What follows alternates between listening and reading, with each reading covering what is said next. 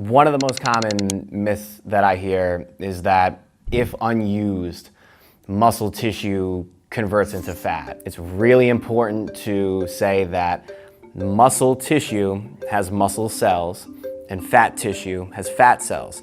They are not interchangeable. By no means is it chemically or physically possible for muscle tissue to convert over to fat and vice versa, fat into muscle. That's Sean Kuechenmeister. I'm a clinical athletic trainer at the New York Sports Science Lab in Staten Island, New York.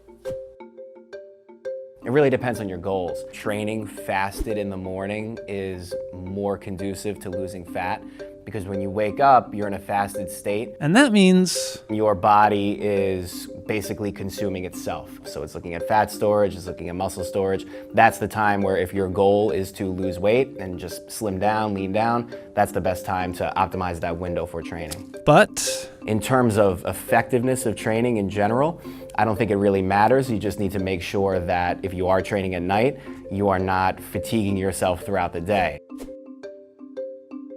So when most people think stretching, they're thinking static stretching. You achieve a certain position, you hold that position, and your goal is to increase your range of motion. The problem with that is you can end up really loose.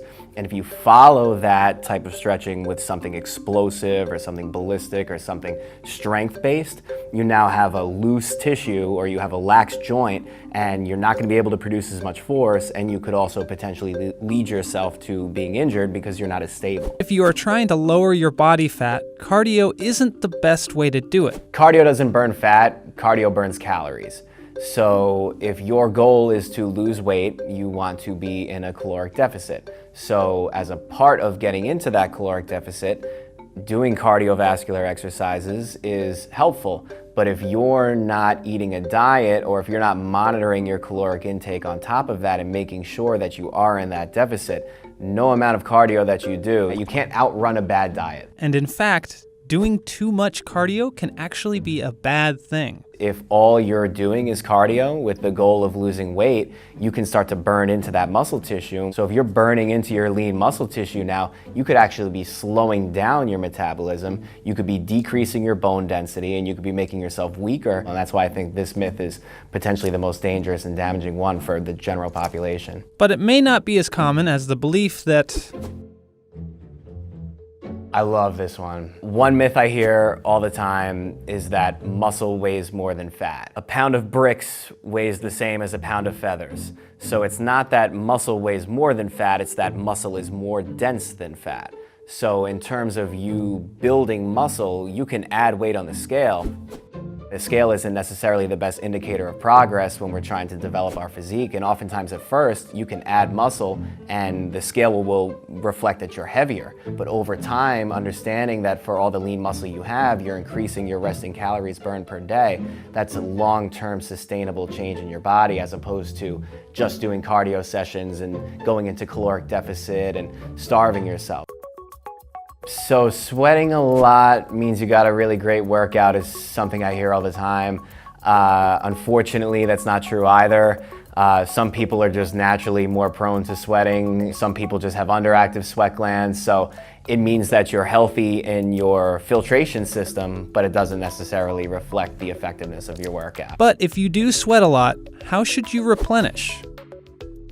I would not say that most commercial sports drinks are the most efficient way of rehydrating following a workout. But plain water isn't going to cut it either. If you're just consuming water too, that's also not the most effective way of hydrating because hydration is not just water. There's also trace minerals that act as electrolytes, which help with nerve conduction, they help with brain function, they help with muscular contraction. So if you're looking for the best way to rehydrate post-workout, it could be very beneficial to add just a dab of pink Himalayan sea salt to water. The pink Himalayan sea salt has over 60 trace minerals, all of which are found naturally in human sweat. So when you consider something like a Gatorade or a Powerade, they may have 4 or 5 different electrolytes in their blends. So they're falling drastically short in terms of overall hydration when it comes to all the minerals in your body. and after a workout, you should also eat protein immediately, right? If you already have a protein-rich diet, you don't need to worry so much about downing a protein shake right after your workout. Now, what you are going to be depleted of though, especially if you're doing anaerobic exercise, you're going to be depleted of glycogen. Glycogen is the immediate form of energy for muscle contraction, and that comes in way of simple carbohydrates and sugars. So post-training, it's important to replenish that glycogen. But even if you're fueling muscles with a proper diet, that's a myth for sure. Soreness is the breakdown of muscle tissue. It's the chemicals released during that breakdown. It's not an indicator of, oh, I'm getting stronger or I'm getting weaker. But if your soreness persists for longer than 72 hours, that could be a sign that you're under recovering or overtraining.